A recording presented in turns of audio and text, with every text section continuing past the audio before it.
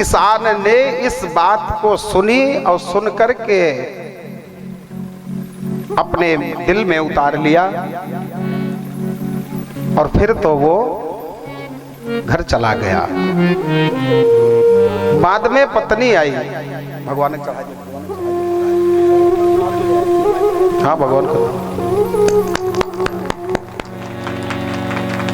बोलिए भक्तवत्सल भगवान की। ध्यान से सुनिएगा तब समझ में बात आपके बैठेगी। तो किसान था, पंडित जी यही बोल रहे थे, मन कर्म वचन विप्र पद पूजा और धर्म नहीं दूजा। उसने सुना और बात को हृदयांगम कर लिया, घर चला गया। बाद में पत्नी पहुंची और उसने अपने पति को बेड पर देखा तो कहा, क्यों जी आपने कल वादा किया था कि मैं कथा सुनने जाऊंगा, क्या गए नहीं थे क्या? उसने कहा, नहीं नहीं मैं गया था, कथा सुन करके आया हूं। ये बताओ तुम कितने दिन से जा रही हो कथा सुनने? पत्नी ने कहा, हमको तो जाते जाते 6-7 दिन हो गया। कहा, तुमने क्या समझा 6-7 दिन में? अरे कहा समझा क्या, जब तक मैं बैठी रहती हूँ कथा में, महाराज जी कथा सुनाते हैं, तब तक तो समझ में बात सब आती है। बाद में पंडाल से जैसे मैं बाहर निकलती हूँ, इधर सुने इधर गायब। उस व्यक्ति ने अपनी पत्नी से रात में कहा कि हमने कथा सुनी 10-5 मिनट में और उसी कथा को सुनकर के हम चले आए। कहा, क्या सुनी हो? तो कहा, पंडित जी बता रहे थे कि पुण्य एक जगमोह नहीं दूजा और मन क्रम वचन विप्र पद पूजा। यदि ये बात शास्त्र में लिखी है, महात्मा जी ने सुनाई है, सत्य है, तो कल से हमारे घर में नित्य एक ब्राह्मण को मैं बुलाऊंगा भोजन पर और चरण धोने के बाद भोजन कराऊंगा। जो दक्षिणा होगी दक्षिणा देकर मैं विदा करूंगा। बिना ब्राह्मण को भोजन कराए मैं आज के बाद जीवन के अंतिम समय तक मैं संकल्प लेता हूं कि कभी भी भोजन मेरे घर पे कोई नहीं करेगा जब तक मैं ब्राह्मण को भोजन नहीं करा दूंगा तब तक। उसने नियम फॉलो कर दिए। अब भैया रोज जाए, एक ब्राह्मण को निमंत्रण दे और ब्राह्मण देवता आवे, भोजन करावे, दक्षिणा दे, ब्राह्मण विदा हो जाए। करते करते सालों बीता, 2-4-10 साल बीता। उसके जीवन में पुण्य बढ़ता गया। इतना पुण्य हो गया ब्राह्मण की सेवा भोजन से कि देवराज इंद्र घबराए। देवराज इंद्र पहुंचे भगवान विष्णु के पास और कहा, प्रभु त्राहिमाम शरणागतम। भगवान विष्णु ने कहा, क्या हुआ देवराज इंद्र? अरे कहा, धरती से एक ब्राह्मण भक्त आ रहा है और पुण्य लेकर वो आ रहा है और पुण्य का फल है स्वर्ग की प्राप्ति, और ज्यादा पुण्य लेकर के वो यदि आएगा तो मेरी कुर्सी तो उसके नाम पर हो जाएगी। कुछ करो महाराज। भगवान विष्णु ने इंद्र को आश्वासन दिया, कहा तुम जाओ, मैं उस ब्राह्मण भक्त की परीक्षा लूंगा। इंद्र तो अपने स्वर्ग धाम में आए और भगवान ने परीक्षा लेने के लिए अपनी माया को बुलाया। माया आई। भगवान का नाम है मायापति। भगवान की जो माया है यह है मायावती और भगवान है मायापति। तो माया आई, हाथ जोड़कर भगवान से बोली, आदेश। भगवान ने कहा, एक काम करो, वो ब्राह्मण भक्त फला गांव में रहता है, तुम जाओ, कम से कम 100 किलोमीटर 200 किलोमीटर तक जितने ब्राह्मण रहते हो सबको इमरजेंसी में इधर उधर भेज दो। वो ब्राह्मण भक्त तो है, लेकिन अब देखते हैं जब ब्राह्मण नहीं मिलेगा उसको, तो ऊपर से ब्राह्मण भक्ति करता है या कुछ अंदर भी उसके है। माया आई। भगवान का आदेश पाने के बाद जितने ब्राह्मण थे, जितने सबके सब माया के वशीभूत होकर सब झोला बैग उठाए, कोई कहीं कोई कहीं कोई कहीं। ये बेचारा रोज जाता था ब्राह्मण के गांव में और निमंत्रण देता था, भोजन कराता था, फिर दक्षिणा देकर विदा करता था। आज भगवान की माया के द्वारा ब्राह्मण इस व्यक्ति को आज नहीं मिला। सुबह गया, सुबह से हो गई शाम, घर पे भोजन बना रखा रह गया, न ब्राह्मण कोई मिला और न किसी ने भोजन किया। एक दिन तो बीत गया, कहा चलो आज नहीं मिले ब्राह्मण, कोई बात नहीं, भोजन भैंस को खिला दो, गाय को खिला दो। 10 साल का वो भक्त ब्राह्मण का कैसे भोजन करे, उसका तो संकल्प था। आज फिर गया, दूसरे दिन फिर नहीं ब्राह्मण मिले, फिर भोजन बना रखा रह गया, फिर कोई नहीं खाया। करते करते 7-8 दिन बीत गए, ढूंढने पर न ब्राह्मण मिलता है, न घर में कोई भोजन करता है, सब के सब मरणासन्न हो गए। अब मरे कि तब मरे, ऐसा हुआ कि सब भूखे मर जाएंगे। अब तो रोते रोते वो हताश हो गया, पूरा परिवार अब मरे कि तब मरे वाली स्थिति पैदा हो गई। अब ढूंढने जाता था, शरीर में शक्ति नहीं रह गई।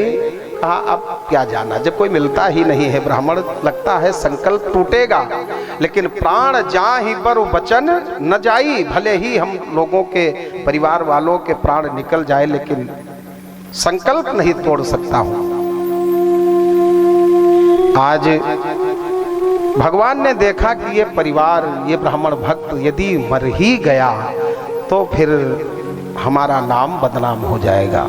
परीक्षा भगवान लेते तो है, लेकिन एक सीमा है, उस सीमा तक परीक्षार्थी यदि परीक्षा देता है तो भगवान उसको बचाते हैं। हरिश्चंद्र जी को देखो, मरघट पर गए। अब आप सभी लोग कथा से परिचित हैं महाराजा हरिश्चंद्र जी के।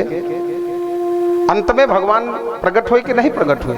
तो आज जब पूरा परिवार मरणासन्न हो गया तो भगवान ने क्या किया, दोपहर में 10-11 बजे ब्राह्मण का भेष बना करके भगवान विष्णु उसके दरवाजे पर आए।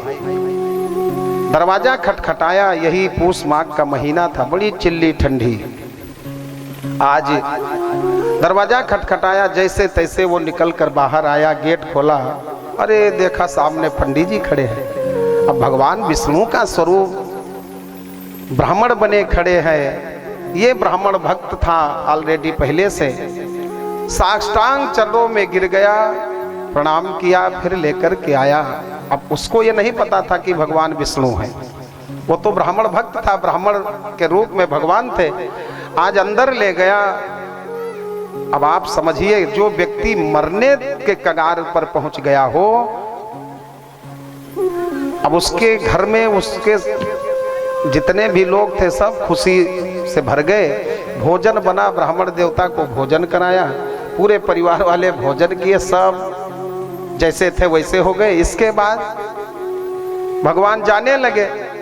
उसने कहा महाराज एक निवेदन है पंडित जी आपसे, कि दोपहर का भोजन तो आपने किया है, हम सभी परिवार वालों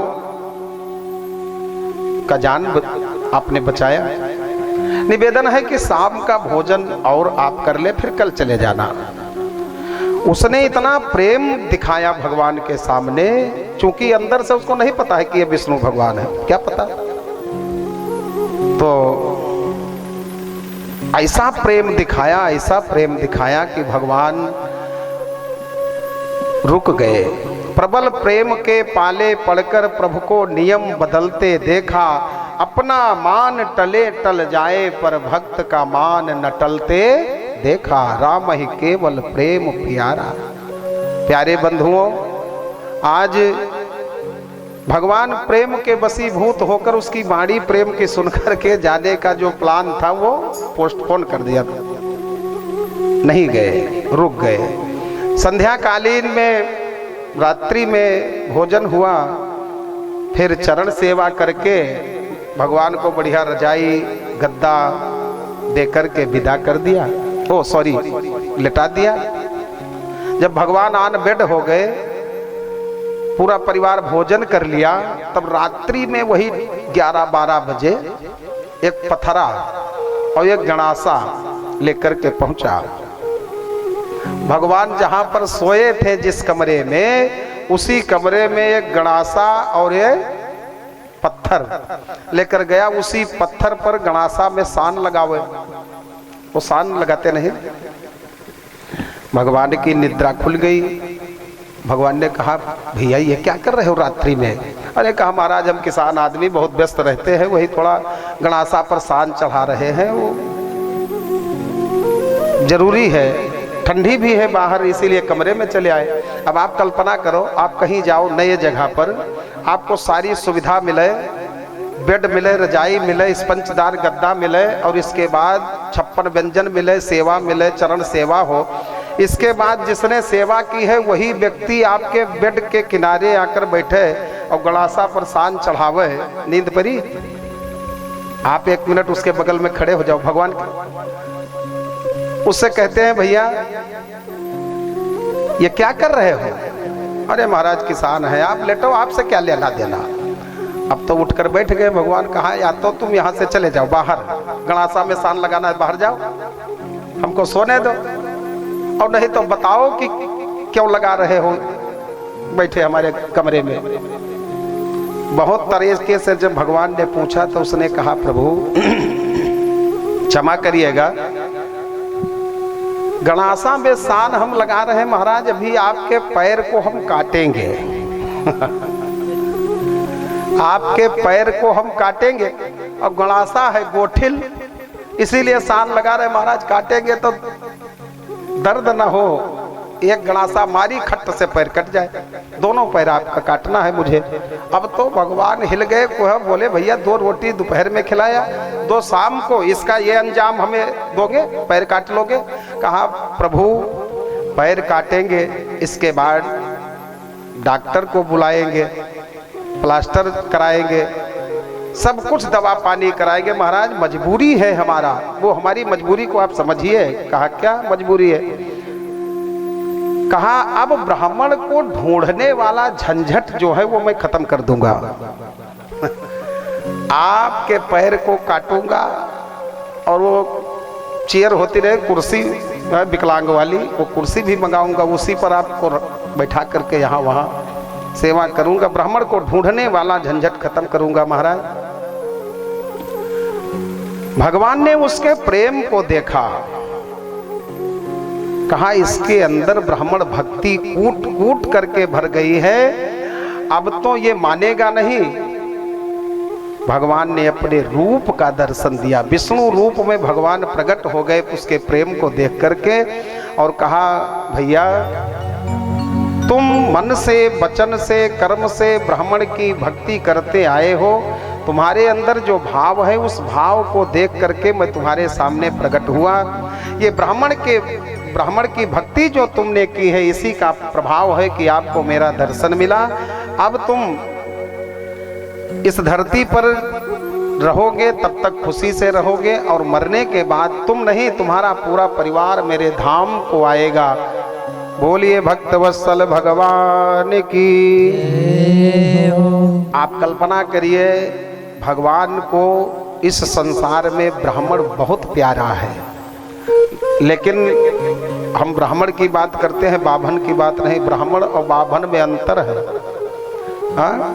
अशुभ भेष भूषण धरे भछा भच्छ जे खाए, वो बाभन। जैसे क्षत्रिय और ठाकुर में अंतर है, ऐसे ब्राह्मण और बाभन में अंतर है। तो तुलसीदास जी कहते हैं कि पुण्य एक जग महु नहीं दूजा, पुण्य एक जग महु नहीं दूजा, मन क्रम वचन विप्र पद पूजा, मन क्रम वचन विप्र पद पूजा, मन क्रम वचन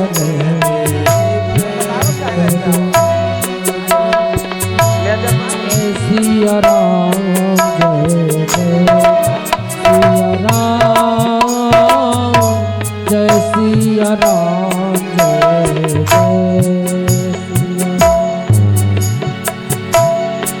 बोलिए भक्तवत्सल भगवान की।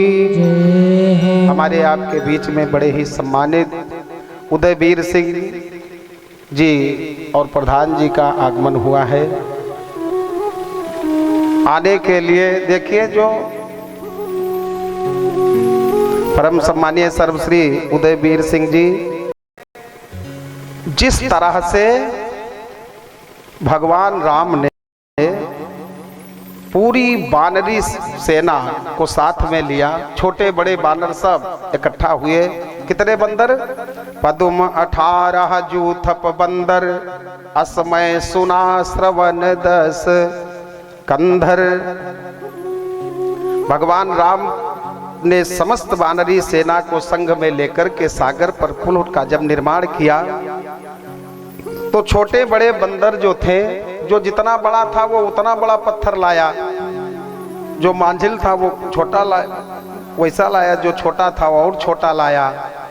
पत्थरों के लाने का क्रम जब शुरू हुआ, सागर में पुल बन रहा है, सब बड़े बड़े वीर बलवान छोटे बड़े पत्थर ला रहे हैं। जिसके अंदर जितना बल था वो उतना बड़ा पर्वत पहाड़ उठाकर लावे डाले सागर में। उसी पुल का जो निर्माण हो रहा था उसी में एक गिलहरी थी। आप सभी लोगों ने कथा सुनी होगी। एक गिलहरी थी, वो गिलहरी बेचारी छोटी जीव,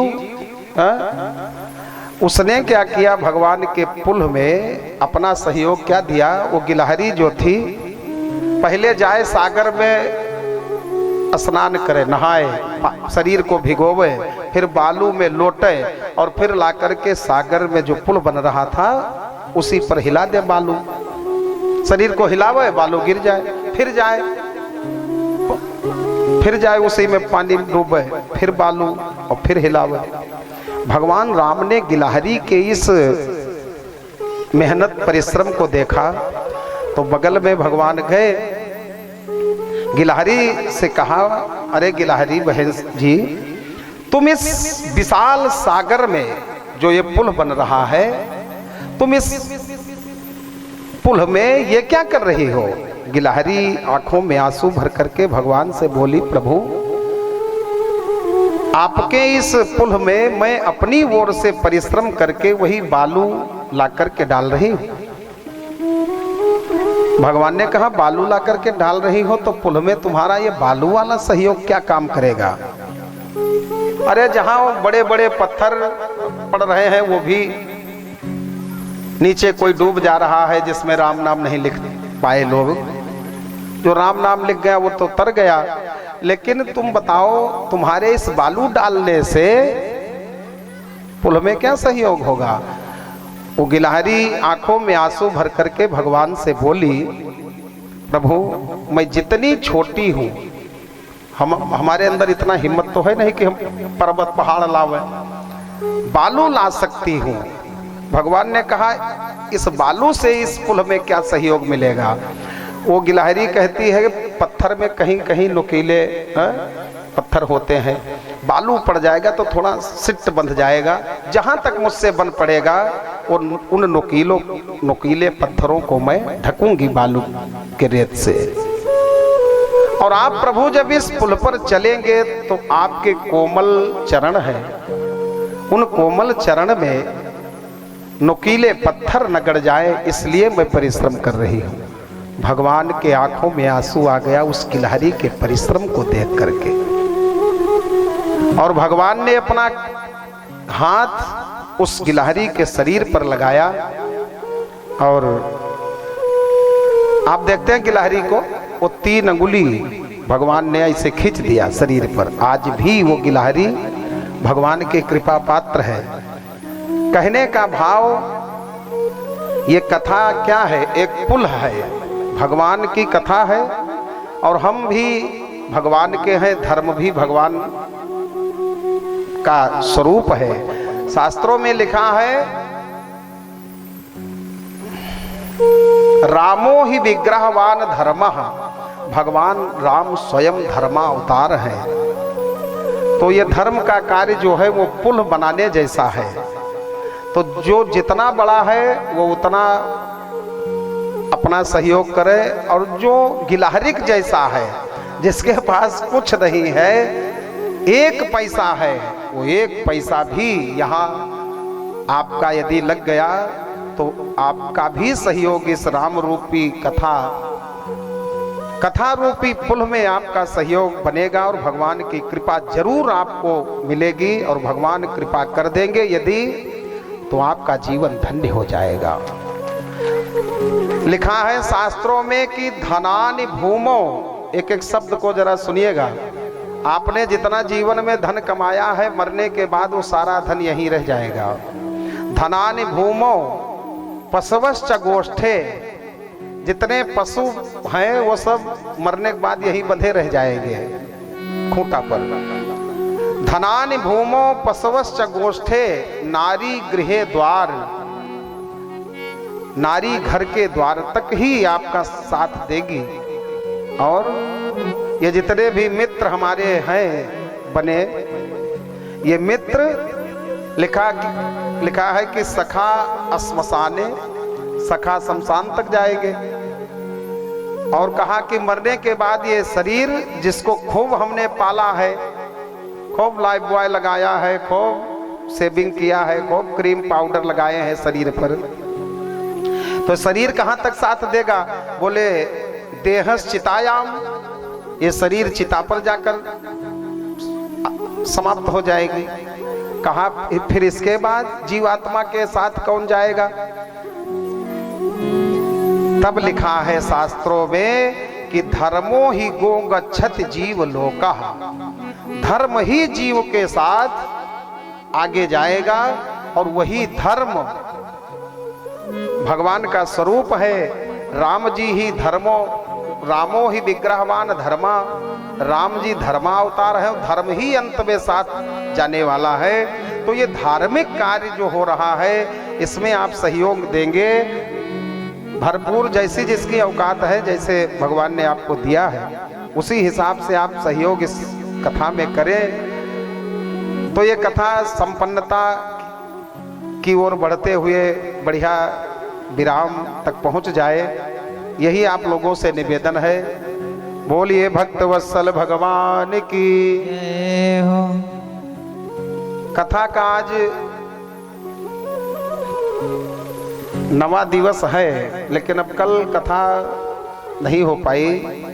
एक निवेदन आपसे करें, भगवान के 2 रूप हैं। एक रूप तो हमने देखा है, 95% इस दुनिया में 95% ऐसे लोग हैं जिन्होंने भगवान के एक रूप को ही जाना है। कौन से रूप को? कि भगवान करुणा सागर है, भगवान दया सागर है, भगवान दीन बंधु है, भगवान बड़े प्रेमी है। ये सब रूप उनका मैंने देखा है। लेकिन भगवान का एक दूसरा स्वरूप भी है। कौन सा? एक कृपालम और एक महाकाल कालम। तो बोलिए भक्त वत्सल भगवान की जय हो। कल जो बारिश हुई है, कथा भले अवरुद्ध हो गई, भगवान की जैसी इच्छा थी, लेकिन बारिश से भी लोगों को फायदा हुआ। राम कथा हुई है और सूखा पड़ जाए सालों तक, तो फिर कथा की क्या महिमा रह जाएगी? कथा के बीच में जल वृष्टि हो गई तो इसका मतलब है कि भगवान प्रसन्न हुए। बोलिए राघवेंद्र सरकार की। हमारे आपके बीच में बड़े ही सुंदर सरस भागवत कथा, राम कथा के वक्ता सर्व श्री रामानंद जी का आगमन हुआ है। एक बार महाराज जी के लिए ताली से सम्मान आप लोग कर दें। बड़े सरल महात्मा है। BHU बनारस में आप पढ़ाई किए हैं। दिन में आए थे तो हमने कहा महाराज जी शाम को भी आइएगा, तो माड़ी की लाज रखी। आप आए और बाहर आई। बोलिए भक्त वत्सल भगवान की जय हो। तो कथा आज विराम किया जाए कि कल और हो कथा? कल जो कथा का घाटा हुआ है वो घाटा कल पूरा करके तब परसों भंडारा हो। आया माता जी? हाँ। और कल भगवान का विवाह इसी पंडाल में हम लोग मनाएंगे धूमधाम से। देखिए, राम कथा में 3 दिन का बड़ा विशेष महत्व होता है। नंबर 1, जन्म वाला जो दिन है, यही दिन राम जन्म श्रुति गावहि, और दूसरा दिन विवाह उत्सव। जब ये विवाह होता है भगवान का, तो लिखा है कि सिय रघुवीर विवाह जे सप्रेम गावहि सुनहि, तिनका परम उछाह मंगलायतन राम जस। भगवान राम के विवाह की कथा जो व्यक्ति सुनता है अथवा गाता है, उसके जीवन में भगवान श्री सीताराम जी महाराज की बड़ी कृपा होती है। भक्ति और भगवान ये दोनों की जोड़ी जब बन जाती है जीवन में, तो जीवन धन्य हो जाता है। बोलिए राघवेंद्र सरकार की। आइए, आप सभी भक्तों से निवेदन है भैया कि इस कथा में अपना भरपूर सहयोग देकर के कथा को जरूर पूर्ण कराएं। नहीं तो राम जी की कथा है, यदि अधूरी रह गई कहीं से, तो फिर आपका भक्त होना है? आप यदि अपने को भगवान राम के भक्त मानते हो तो बढ़ चढ़ करके इस कार्यक्रम में अपना सहयोग दें। और कल कथा होकर के विवाह की कथा सुन करके परसों भंडारे में आप सभी लोग पूरी जिम्मेदारी के साथ, पूरे तन्मयता के साथ, भक्ति भाव के साथ कथा से जुड़े। भंडारा तक कार्यक्रम संपन्न हो जाए। आप सभी लोगों पर भगवान की कृपा बरसती रहे सालों। बोलिए भक्त वत्सल भगवान की। आइए, भूमिका में ही लग गया घंटों। कई बज गया? का हुई 9:15 बज गया भूमिका माँ। आइए कल को कथा को स्मरण करें, परसों वाली कथा। कल जो व्यवधान हुआ है कथा में, उसका हमें गम नहीं है, क्योंकि भगवान की इच्छा में जो व्यक्ति इच्छा अपनी मिलाए रखता है, भगवान उस पर खुश होते हैं। एक छोटी सी कहानी सुनने के बाद तुरंत कथा में प्रवेश करते हैं। एक महात्मा जी थे, कहीं नदी में सफर कर रहे थे नाव में, और ऐसा चक्रवात तूफान आया कि वो नाव हिल गई, डगमगाने लगी, बूढ़ डूबने के कगार पर आ गई। नाव में जल भरने लगा। इनका सबका आप लोग नहीं देखे हो, महाराज जी का उनका न देखे हो तो देख ले, तब हम कथा बोली। देख ले भरपूर इनको देखो।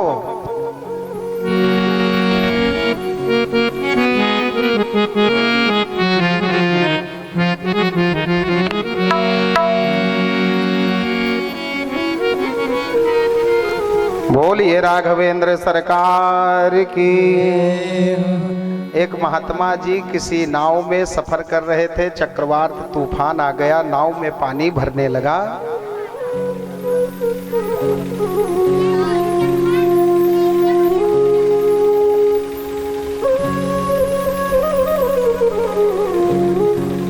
हमारी नजर सब पर है और हम ये देखते हैं कि आपकी नजर कहाँ है। तो जब आपका नजर यहाँ है तब हमरे और है नहीं तो फायदा कहे का। बोलिए भक्तवत्सल भगवान की। मन से जयकारा लगावा करो भैया कि मेरा छोटा सा घर बार, अपने लिए तो भगवान के नाम का जयकारा लगाओ कि मेरा छोटा सा घर बार, प्रभु आ जाओ एक बार। मेरा छोटा सा संसार, प्रभु आ जाओ एक बार।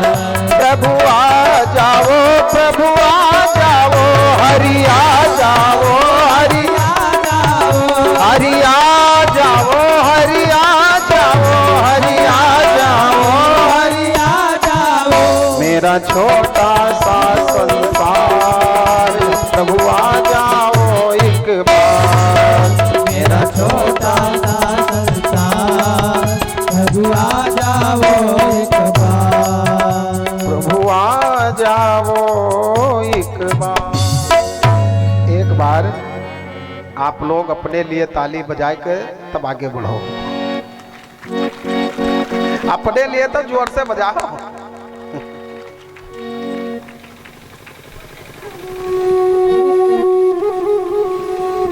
तो महात्मा जी जो नाव में सफर कर रहे थे, 1 मिनट में सुना देता हूं।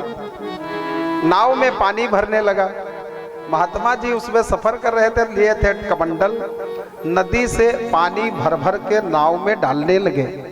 किसी यात्री ने पूछा, बाबा कमाल के हो, नाव से पानी बाहर करना चाहिए कि नाव में ही पानी भरना चाहिए नदी का? बाबा कुछ नहीं बोले। वो तूफान कुछ देर के बाद शांत हुआ, नाव डूबी नहीं, लोग बच गए। तो जब बच गए, तूफान शांत हुआ, तो महाराज जी ने कमंडल से पानी, नाव में जो पानी भरा था, अब जब तूफान शांत हुआ तब पानी कमंडल से भरे नाव में से और बाहर पलटे। किसी यात्री ने कहा, महाराज जब पानी को बाहर करना चाहिए था, जब नाव डूब रही थी तो पानी को जल्दी जल्दी बाहर करते तो शायद नाव बच जाती। तब तो आप बाहर से पानी नाव में डाल रहे थे।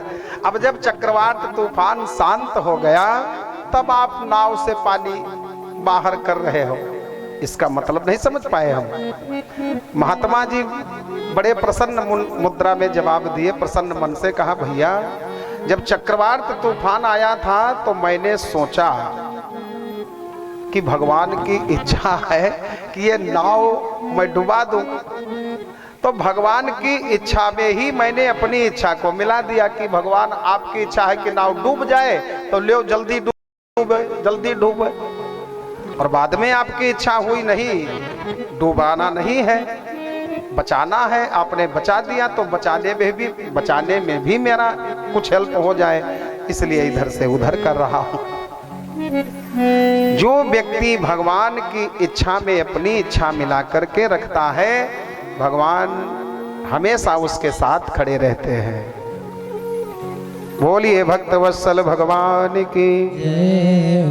परसों कथा कहां तक चली थी, किसी को याद है? भगवान राम और लक्ष्मण ये दोनों भैया विश्वामित्र जी के साथ में जा रहे होते हैं। ताड़का का बीच में उद्धार किया है और यज्ञ रक्षा के लिए विश्वामित्र जी दोनों भैया को लेकर राम लक्ष्मण जी को अपने आश्रम पर पहुंचे हैं। वहां पर भोजन इत्यादि करके विश्राम भगवान किए। फिर सुबह हुई। बड़े ध्यान से आप लोग अपना मन कथा के पीछे पीछे रखिए। कथा से मन यदि आपका कहीं अलग चला गया तो हम बोलते रहेंगे, अब आपका मन कहीं इधर उधर भटकेगा तो फिर कथा में बैठे भले रहो आप लोग, कथा समझ में नहीं आएगी। कथा के पीछे पीछे आपका मन होना चाहिए। तो रात्रि विश्राम हुआ, सुबह हुआ। नित्य क्रिया से सभी ब्राह्मण, गुरुदेव विश्वामित्र जी, राम लखन दोनों भैया नित्य क्रिया से निवृत्त होकर के बैठे। अब तो भगवान राम ने विश्वास दिलाया गुरु जी को कि प्रात कहा, प्रात माने सुबह, कि प्रात कहा और मुनि सन रघुराई,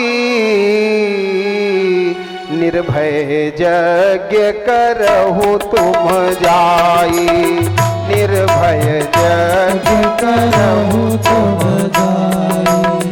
प्रात कहा मुनि सन रघुराई, निर्भय यज्ञ करहु तुम जाई, निर्भय यज्ञ करहु तुम जाई। होम करन लागे मुनि झारी, होम करन लागे मुनि झारी, तो आप रहे मख की रखवारी, आप रहे मख की रखवारी। प्रात कहा मुनि सन रघुराई, निर्भय यज्ञ करहु तुम जाई, निर्भय यज्ञ करहु तुम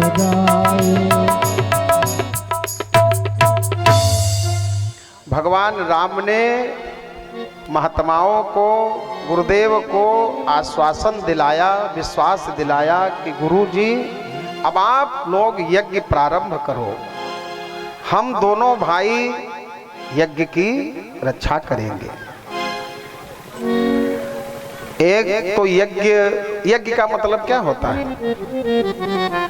यज्ञ बहुत बड़ी चीज का नाम है। सनातन धर्म में हमारे यज्ञ से बड़ा कोई धार्मिक अनुष्ठान नहीं होता है। सबसे बड़ा वाला जो अनुष्ठान है सनातन धर्म में वो यज्ञ है। एक तो यज्ञ की परिक्रमा करो, हवन करो, स्वाहा स्वाहा करो, ये यज्ञ का रूप ये है। और दूसरा, वैज्ञानिक दृष्टि से इस कथा को देखा जाए तो संसार का हर एक अच्छा काम आपके द्वारा यदि हो रहा है तो हर एक अच्छा काम ही यज्ञ है। आपने किसी गरीब बेटी के विवाह में कुछ धन दे दिया, अन्न वस्त्र धन कुछ भी दे दिया, वो एक यज्ञ हो गया। किसी गिरे हुए गरीब को आपने हेल्प कर दिया, वो उठ गया, वो भी एक यज्ञ हो गया। आप अपनी गाढ़ी कमाई से परिश्रम के द्वारा तन सेवा, धन सेवा, मन सेवा कुछ भी यदि सदमार्ग में लगा दिया, वो सब कार्य यज्ञ हो गया। बोलिए यज्ञ पुरुष भगवान की। अब क्या हुआ, भगवान राम ने जब विश्वास दिला दिया गुरुदेव यज्ञ करो, तो जितने महात्मा थे पहले जब यज्ञ करते थे तो राक्षस आते थे, करहि उपद्रव मुनि दुख पावहि। ये राक्षस आतंक करते थे, यज्ञ नष्ट होता था। लेकिन आज भगवान खड़े हुए, आप रहे मख की रखवारी, स्वाहा स्वाहा शुरू हुआ तो निशाचर सब दौड़ करके यज्ञ विध्वंस करने के लिए पहुंच गए। भगवान ने बाण धनुष पर चढ़ाया और उन निशाचरों को यज्ञ तक आने नहीं दिया। ये सब जितने महात्मा थे सब यज्ञ कर रहे हैं टेंशन फ्री होकर के। क्यों? क्योंकि बताया गया है कि मारने वाला है भगवान, बचाने वाला है भगवान, मारने वाला है भगवान,